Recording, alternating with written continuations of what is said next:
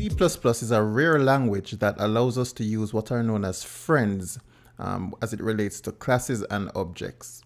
So in principle, private and protected members of a class cannot be accessed from outside that same class in which they are declared. However, this rule does not apply to friends. So friends are functions or classes that are declared with the friend keyword. A non-member function can access the private and protected members of a class if it is declared as a friend of that class.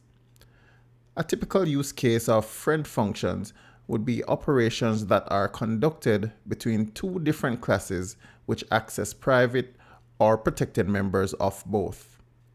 A friend class is a class whose members have access to the private or protected members of another class.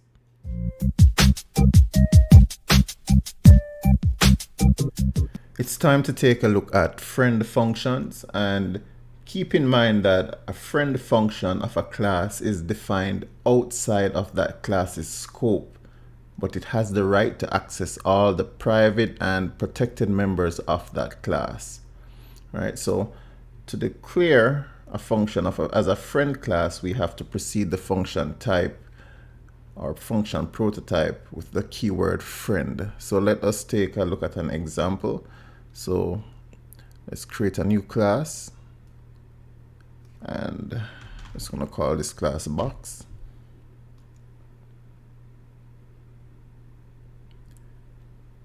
And let's include our IOStream right off the bat.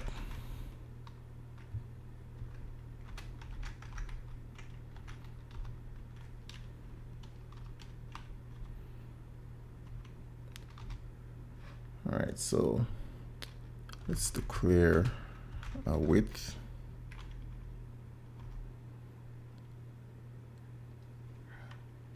And keep in mind that a class is private by default. So even if I don't declare a private access specifier here, my width is private, okay? And actually that IntelliSense, let me see something here. Okay. All right, so let's undo that. Now let's declare a public.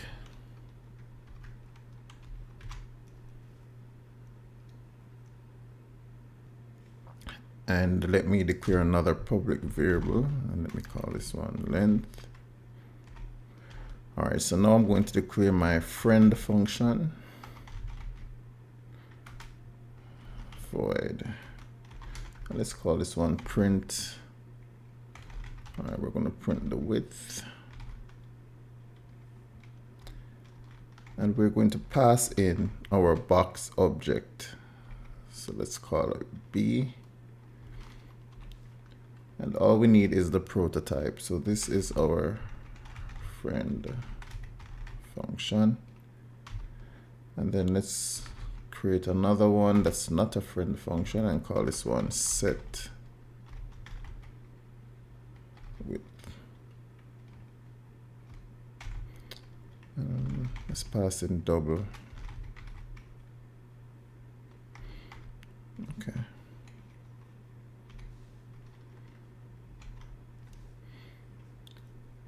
All right, so now time to declare our friend class, friend function, excuse me.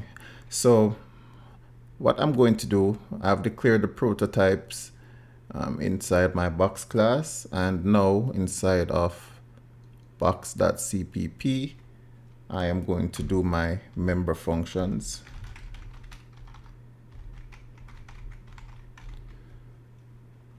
Okay, so if we remember the syntax to declare a member function, first we need the return type, then we need the class name followed by the scope resolution operator, and then we need the name of the function, and we're passing in a double, and then the function body, and we're just going to say width is equal to what is passed in and stored in WID. And then let's declare another friend function. So first we need the return type and just the function name in this scenario. So print width, and we're passing in our box B, and in the function body we are going to say cout. Let's do std cout,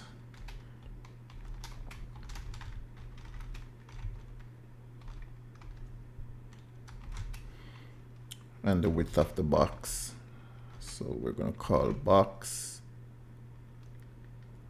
dot, or in this case B is the object that we created from the box, dot width.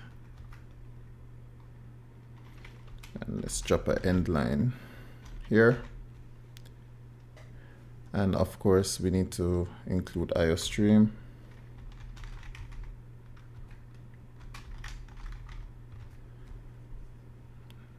And this needs our std colon. Right, so everything should be set up now. So keep in mind that this is our friend function definition, and it is not a member of our box class. However, it is a friend of the box class. So in our int main, let us test this program. So we're going to create an object from box, and I'll just call it box1. And of course we have to include our box. Okay.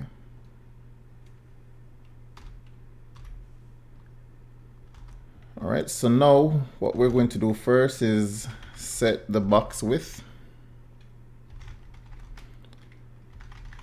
without our member function. So we're going to say box1 dot set width, and let's just set our width to, we're passing in a double, so we can say 10.5. And now we are just going to use our friend function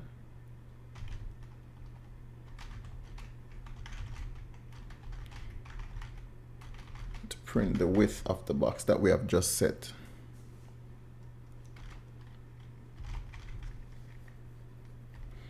So we can call print uppercase print width, and all we have to do now is pass in our object. So we just pass in box1 because we want the width of box1, and run our program.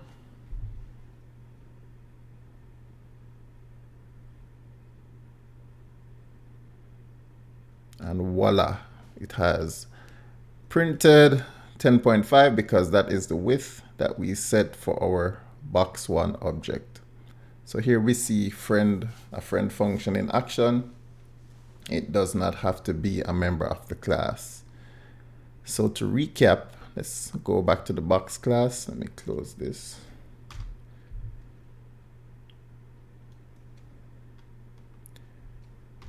All right, so to recap, first we declared a class called box, and of course a box, any class is already private by default. So even though I did not declare any private access specifier here, our class, our double width is private by default. Next, what I did was declare a friend function, and it's preceded by the friend keyword. So that friend void print width box. What we're doing is creating a print width function that is a friend of the box class, and we are passing in our box object. Okay, so we have created an object of box, and this variable B is going to hold that box object. All right. And then, of course, all we're doing here is using a setter to set the value of width. Now over here in our box.cpp class, we are including our IO stream, and these are our member functions. And remember, the syntax of a member function, we have to first declare the return type of the function, and in this case it is void. Then we need the actual name of our class, which is box. Then we have our scope resolution operator, which is our double colon, and then the name of our function, set width. And of course it has one parameter of a double, and we're storing the value that will be passed into our function inside this variable. And once this variable has a value, we're setting width to the value that is passed in. And down here we have our friend function. And remember, this friend function is not a member of our class. It is simply, let me do this. This friend function is not a member of our class. Okay, so we're defining this function outside of the class. It's not a member of our box class. And of course, it is simply going to take that box object and print the width of that box object, right? So we're calling b.width, and width, of course, is holding the value of the width of the box. All right, so that's just what it's doing. And of course, when we set our width, when we create our object and call set width, whatever value we pass in, so this could be 0.58, we pass in a value, and then we're going to use our friend function of print width. Okay, print width. And once we call that and pass in our box object, this function knows that it should print box1 dot width. All right, same as we have it here. So b is just a variable storing the box object, and in this case our box object in our int main is box1. So this function is saying we're going to print whatever box object you create, we're going to print the width. And so once we run our program, of course, we see that that value is printed.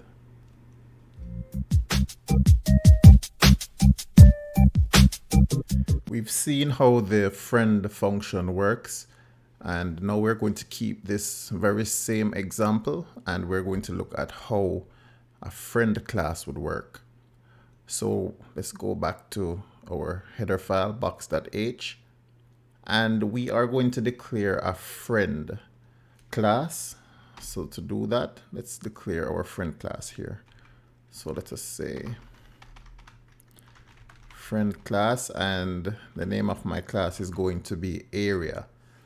So we're going to find the area of a box. So let's just think of a box as a square. We have the length and we have a width. And you'll notice that I am not using a constructor with this class, and we are using a function here to set the value of width, right? Or actually setting the width down here.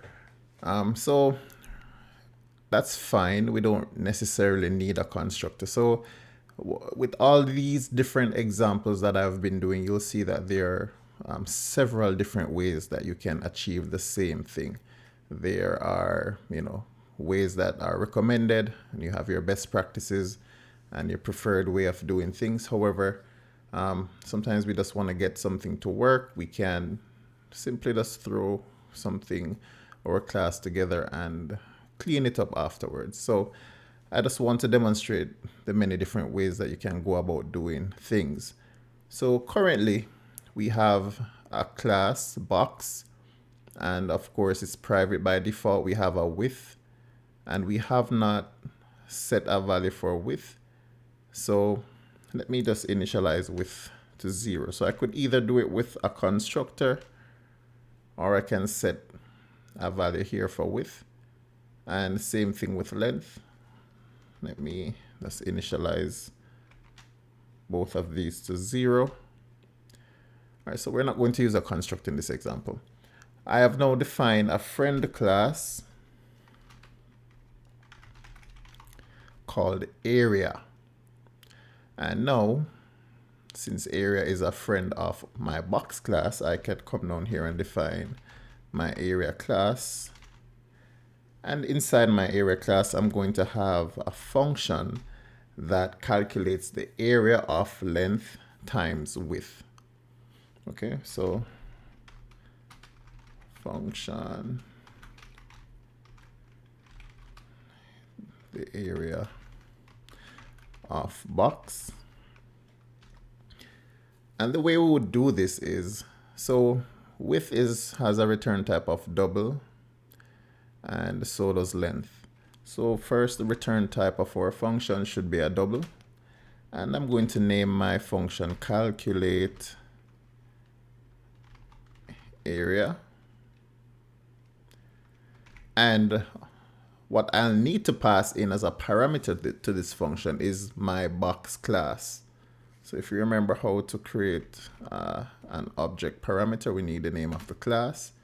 And we can pass in box object.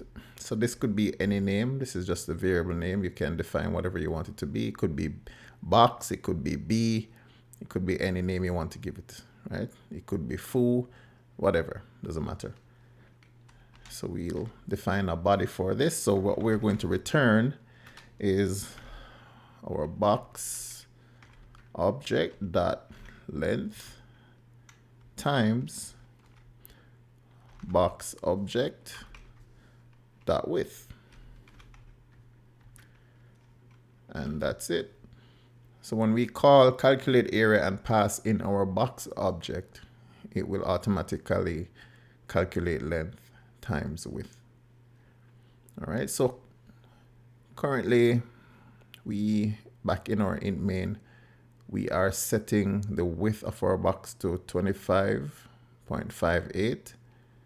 And just to quickly test this, let us just give length a default value of, let's give length 2.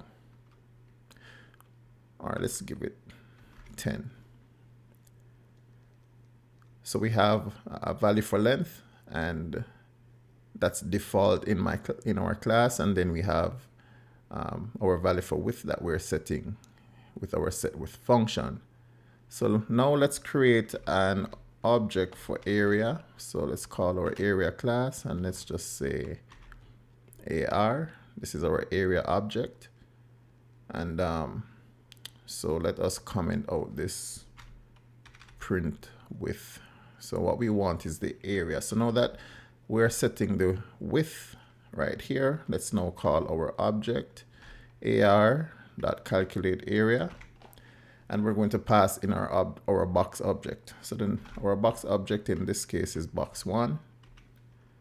So what should happen is we should get our length, which is 10, times our width that we're setting, which is 25.58. And if my arithmetic serves me well, when you multiply by multiples of 10, you move your decimal place forward by 1. So we should get 255.8. So let us run our program and see.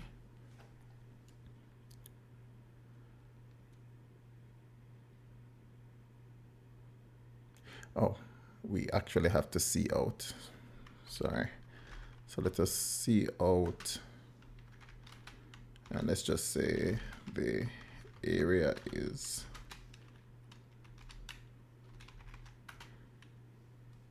all right, and let's drop an end line here. And let's run it now.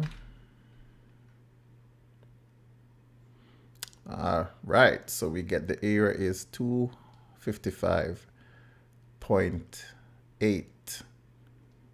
All right, so that is how friend classes work. And to quickly recap, we already had our class of box, and here we are defining a friend class for area.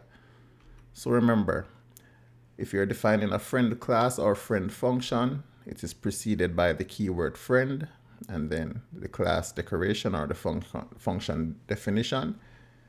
And we're declaring it here.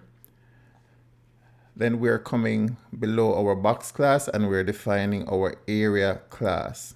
And our area class has one public function called calculate area. And with our calculate area function, we are passing in our box class object. So we're declaring an object of box object. And like I said, this could be anything. Right? So if we change this to B, then we would change this to b.length and this to b.width also.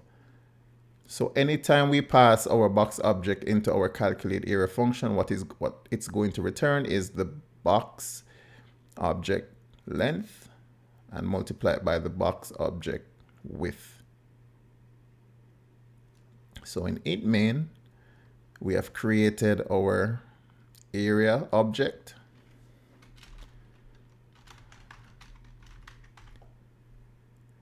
And here in the second line, we are defining a width for our box, 25.8. And remember, we're not using a constructor in our box class, but we are manually setting a value for length, right? So the value of length is 10. So now when we print the area and we call our area object dot calculate area, we pass in our box object, which we created up here. And our calculate area will automatically know that it should multiply the width by the length. And we get 255.8.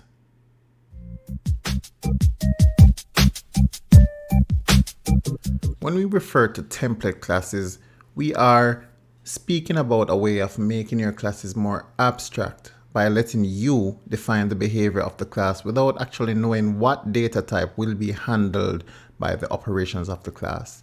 So in essence, this concept is what is known as generic programming. So a templated class does not depend on the data type, and so it can be used in conjunction with abstract data types. These template classes have the ability to handle several different data types. And below here, we can see an example of what the actual code definition of a template class looks like. We have the template keyword followed by the class type in the angle brackets, followed by the class declaration within, and then the class body inside the curly braces. With template functions, it's a similar concept because these can be used for both classes and functions. Templated functions actually are a bit easier to use than templated classes because the compiler can often determine the desired type from the function's argument list. So the syntax for declaring a templated function is similar to that of a templated class, where you have the keyword template, the class type, the type of the function, the type that will be returned by the function, followed by the function name and parameters. Now, if you wanted to declare a templated function to add two values together, this is an example of the syntax that we could use to achieve that, right? So we see here we have a template and the class name where we have the type being add, and we have two parameters, type A and type B. In the function body, we simply return A plus B.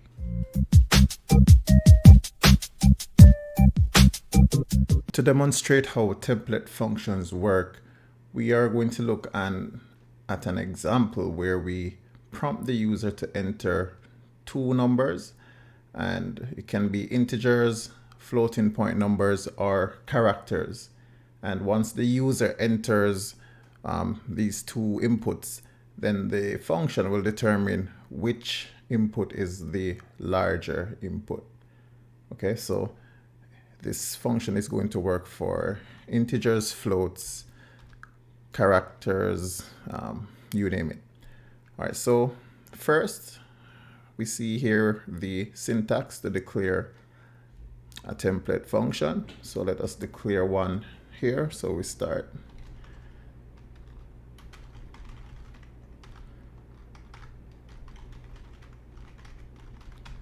and first we need the template keyword and of course keyword class, T as our class object, and the name of our function now. So let us say T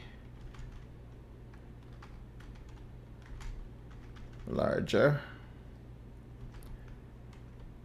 T, and let's just say N1 and T N2.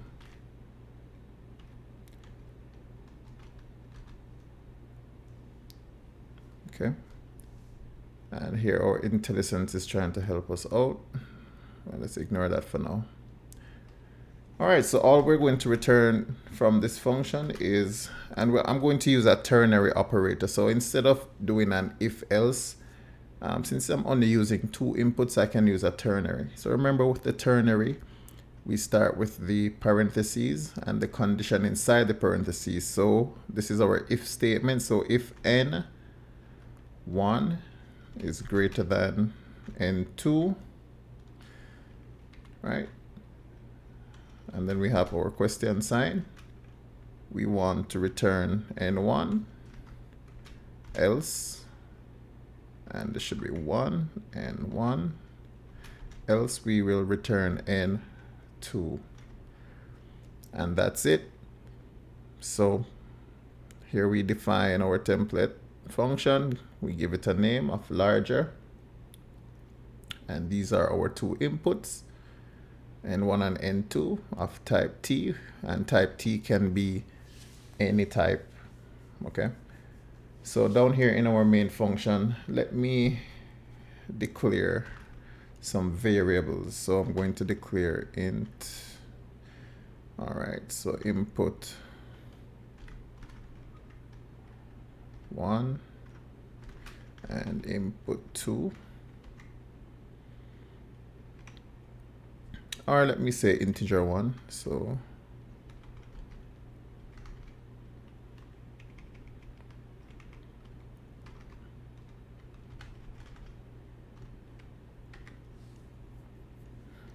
and of course semicolon. Then let's declare 2 floating point numbers. So float 1, float num2, and just to keep, let's just put this as num, just to keep everything uniform, right? So this is going to be in num2. Then we're going to define 2 characters. So char input 1 and char input 2. And now let us make this program interactive. So like I said, we're going to prompt the user. So let us do a few cout statements, and I will do some copy and paste to save some time. So first we're going to ask them to enter 2 integers. And let's put there we go. And then we do cin, and let's do both in num1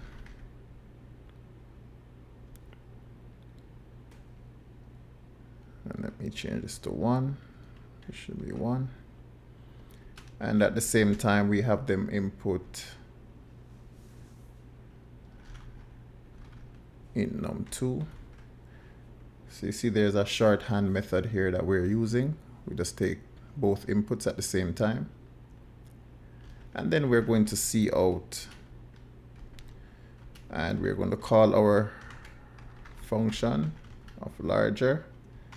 So we want the larger of the two numbers. So we're just going to drop in num1 first and int num2 second, and say is larger, and put an end line to finish that. All right, so prompt the user for two integers, receive the input for both, and then drop these variables as our arguments, and then print the larger one. So I'm going to copy this, and we're going to do this 2 more times. So second, we need 2 floating point numbers, and then we need our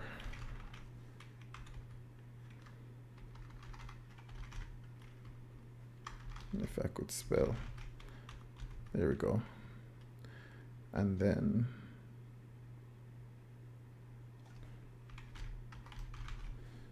right, and then let's copy and paste this into our function. Copy, paste, paste. All right, and we can do this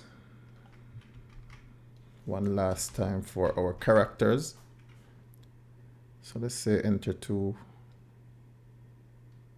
characters.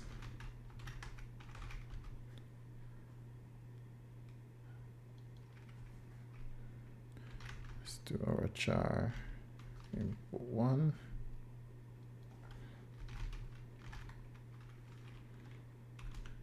Input 2. And copy and paste these 2 inputs into our function. And let's modify this last print statement to say has larger ASCII value. All right, so if you know your binary and your characters, you know that the characters or the letters of the alphabet have an ASCII value. All right, so let us run this program and test it out. So Control 5. All right, so let's enter 2 integers, 7 and let's say 14.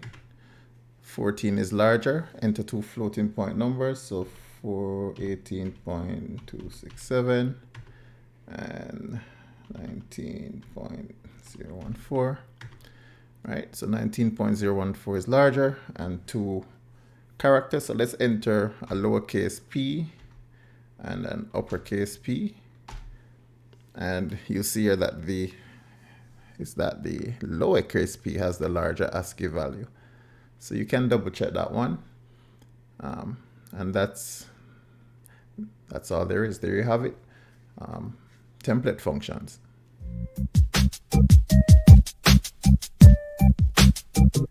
Okay, so let's look at template classes now.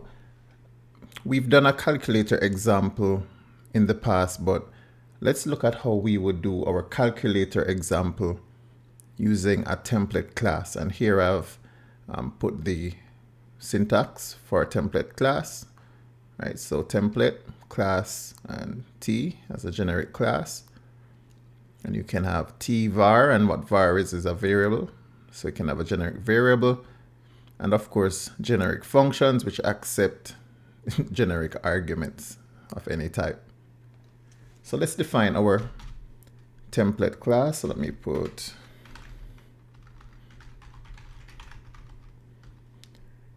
so let's start using our template keyword, generic type T, class, and let's name this calculator. So it's a simple calculator that will just perform the basic adding, subtracting, multiplication, and division. So inside this class, let us declare some private variables and generic type num1 and num2. Then let's say public, and in our public we're going to define a constructor that will take n1 and n2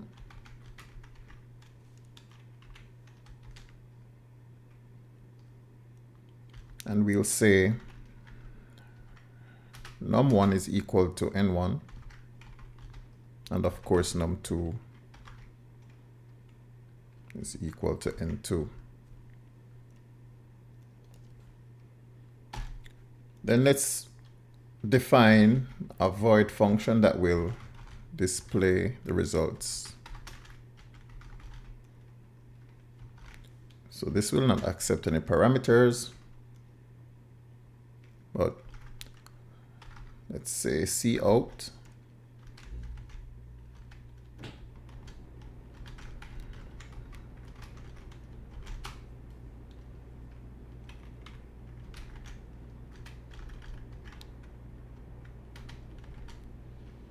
and I'm going to type this out and then of course explain what I am doing. So just give me a moment to type this out.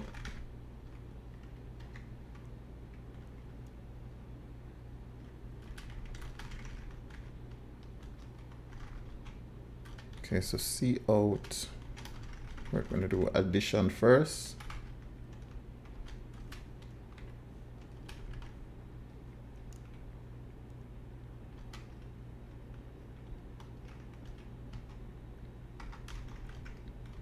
And of course, I have not defined the functions for these function calls as yet. So what I'm doing is my display result function first. And copy and pasting will make this a lot easier. So let me paste and change this to subtraction.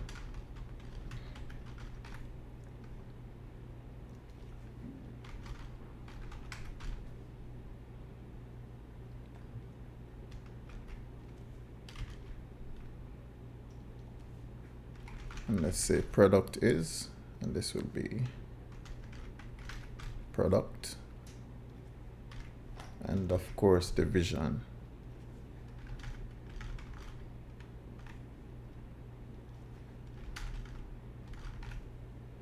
All right, so we have our output function, and yeah, that looks right. So I think we need to just drop a full stop here. So let me put a full stop.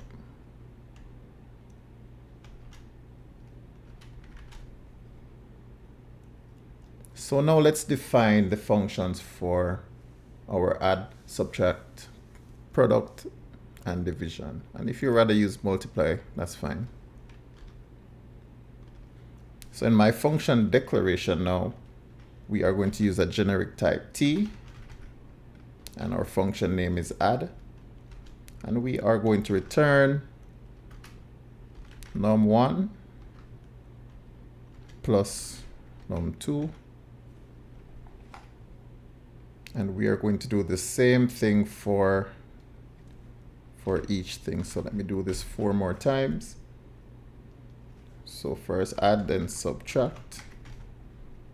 And of course, subtraction is either a minus sign.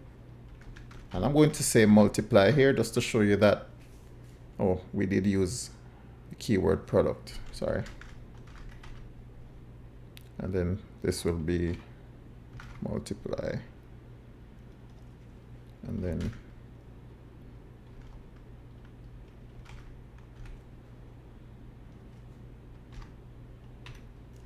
so we have defined each one of the functions that will be called here in our display result. So now in our int main, we are going to instantiate our calculator. And we are going to first give this a type of int. So then we say int cal, and this is actually our object. So we have a constructor that accepts 2 integers. So we're going to pass in 8 as our first int argument, and then 3 as our second argument. And let's create another calculator object and give this a type of float. And let's call this one float calculator.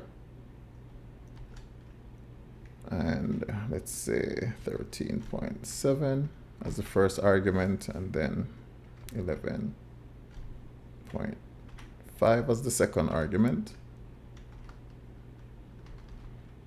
And let's print the results of this. So first we're going to say integer results, and we are going to call our int calculator, which is our object name, dot display result. And we're going to do the same thing for our float results. So let's say cout float results, and then float calculator dot display result. Right, so we have an idea what should happen here. This display result will perform the add, subtraction, product, and of course division of these 2 inputs. So let's run our program and we should see the results displayed.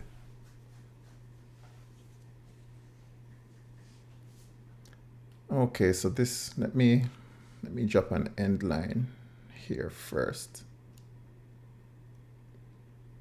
Okay, let's drop it right here, just to give us some space. Okay, so we have our integer results and our float results. So the numbers are 8 and 3. When you add them, you get 11. When you subtract them, 3 from 8 is 5. The product is 24. And when you divide 3 into 8, it goes 2 times, but we're not dealing with the remainder. So it's just showing you that it goes into it 2 times. And the same thing with our floating point numbers. You add them, you get 25.2. You subtract them, you get 2.2. The product is 157.55. And when you divide it, you get 1.1913. So just to recap what we have done. So first, we have declared a template class. And the first thing that we have done, so let's look at this section first.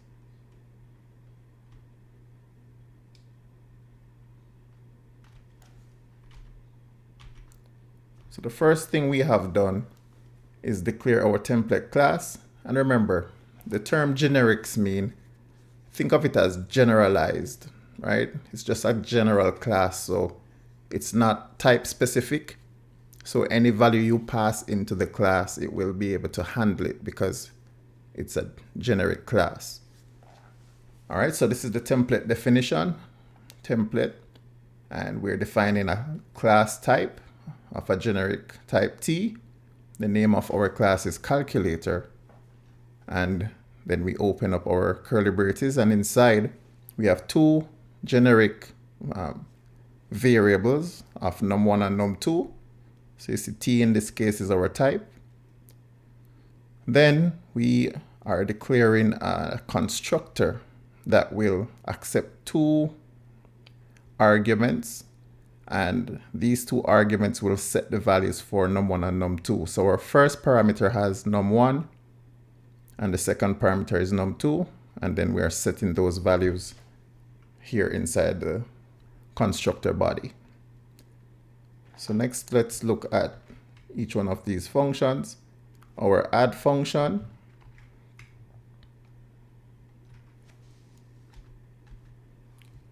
so we're declaring a generic add function of type t.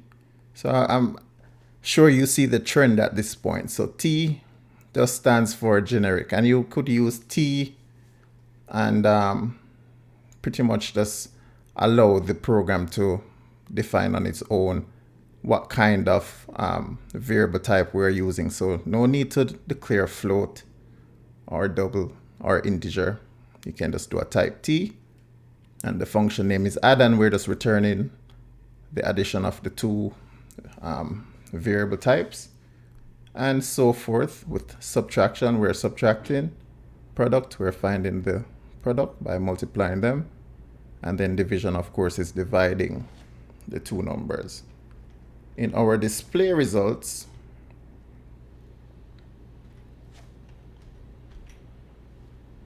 we're simply printing out the values, right? So we are first saying the numbers are, and we print the two numbers that have been inputted. Then we're just doing the addition and calling the add function, and calling subtraction, calling the product function, and then calling the division function. Down in our main class, the first thing we're doing is instantiating our objects. So same as we've been doing before, by creating an instance. So here we're creating an instance of our calculator class, and we're specifying here that, okay, our calculator class, the first instance will be of type int. And then we pass in our two values because we have a constructor, and we can initialize our object this way. And we're doing the same thing here for float. We're creating a float object and initializing our object with float values.